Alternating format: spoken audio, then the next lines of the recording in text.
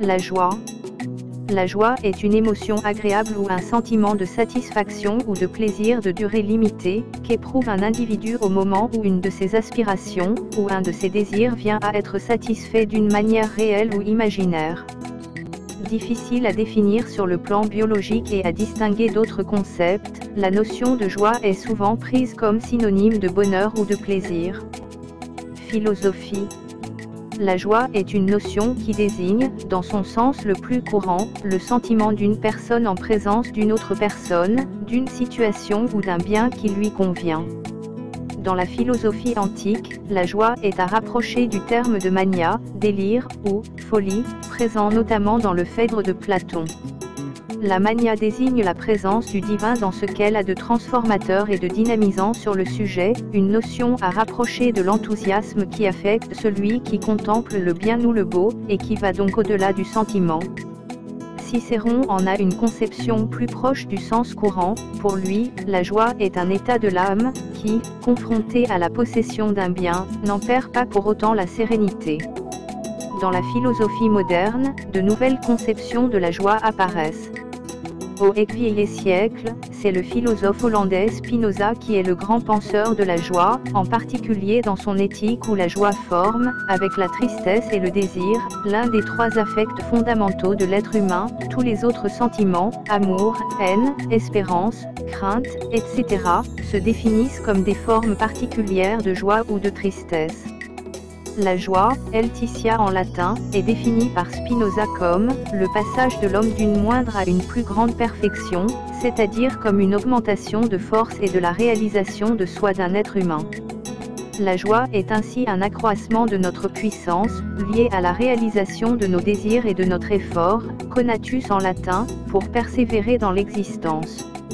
Chez Leibniz, on trouve une distinction entre deux termes latins pouvant être traduits en français par « joie », d'une part gaudium, la jouissance paisible qui n'est soumise à aucune condition extérieure au sujet, et d'autre part laetitia, le plaisir de l'âme lié à possession d'un bien, au sens de Cicéron, en fait, ref nécessaire.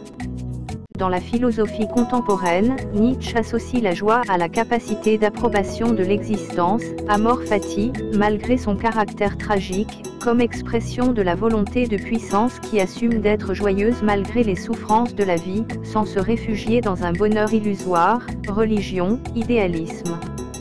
Au ce siècle, les courants philosophiques que sont le personnalisme et l'existentialisme approfondissent à nouveau la notion philosophique de joie. La joie d'une mère devant son enfant. Le philosophe français Henri Bergson voit dans la joie le signe d'un accomplissement, d'une réussite et d'un achèvement, ce qui, selon lui, en fait un indice du sens de l'existence humaine. En effet, toute grande joie est la conséquence d'une création, par exemple la joie de l'entrepreneur qui a fondé une entreprise qui marche, ou la joie de la mère qui a engendré et élevé son enfant, montre qu'ils ont créé quelque chose de viable. Ainsi, le sens de la vie humaine serait la création. C'est pourquoi Bergson distingue soigneusement le plaisir, simple subterfuge de la nature pour provoquer la conservation des êtres vivants, la recherche du plaisir et la fuite du désagrément attirant ces êtres vers les actes utiles à la conservation de la vie, et la joie, qui signale quant à elle un accomplissement de la vie humaine. S'agissant du Dasein, chez Martin Heidegger, on note qu'il recouvre sa liberté inaliénable en anticipant sa propre mort et la confrontation au néant qu'elle implique. À cette occasion, le philosophe allemand parle de joie dans son ouvrage Être et temps. Jean-Luc Nancy sur ce sujet, écrit comme commentaire que Être sans fond qu'est le Dasein expose dans l'angoisse et dans la joie d'être sans fond et d'être au monde, voir sur ce sujet l'article Heidegger et la question de la liberté. Chez les philosophes français contemporains, Gilles Deleuze la définit comme la puissance même de production du désir. Clément Rosset pense la joie dans la continuité de Nietzsche comme une grâce irrationnelle qui permet d'accepter le réel dans toute sa cruauté, la force majeure. Robert Misrahi associe la joie à la liberté que possède tout sujet d'agir, aimer et fonder son bonheur, les actes de la joie. Bruno Giuliani l'identifie au bonheur et la définit comme le sens même de la vie.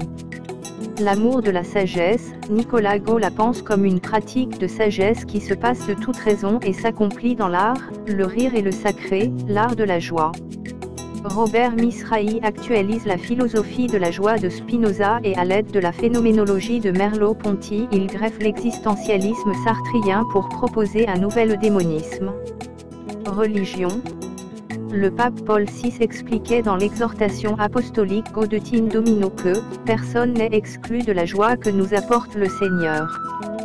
Dans l'exhortation apostolique Evangelina Tiandi, il poursuit en ces termes, la douce et réconfortante joie d'évangéliser, même lorsque c'est dans les larmes qu'il faut s'aimer que le monde de notre temps qui cherche, tantôt dans l'angoisse, tantôt dans l'espérance, puisse recevoir la bonne nouvelle, non d'évangélisateurs tristes et découragés, impatients ou anxieux, mais de ministres de l'Évangile dont la vie rayonne de ferveur, qui ont les premiers reçu en eux la joie du Christ.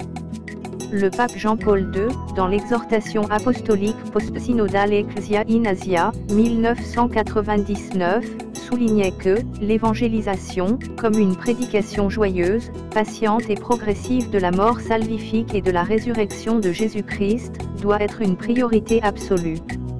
Le pape François rappelle dans l'exhortation apostolique Evangelii Gaudium que les livres de l'Ancien Testament avaient annoncé la joie du salut, qui serait devenue surabondante dans les temps messianiques. Le prophète Isaïe salue avec joie le Messie attendu, tu as multiplié la nation, tu as fait croître sa joie, Isaïe 9, verset 2. Le prophète Zacharie invite à acclamer le roi qui arrive, exulte avec force, fille de Sion. Cri de joie, fille de Jérusalem. Voici que ton roi vient à toi, il est juste et victorieux, à 9, 9. L'Évangile invite à la joie, la visite de Marie à Élisabeth fait en sorte que Jean tressaille de joie dans le sein de sa mère, Luc 1, verset 41. Dans son cantique, Marie proclame, « Mon esprit tressaille de joie en Dieu mon Sauveur », Luc 1, verset 47.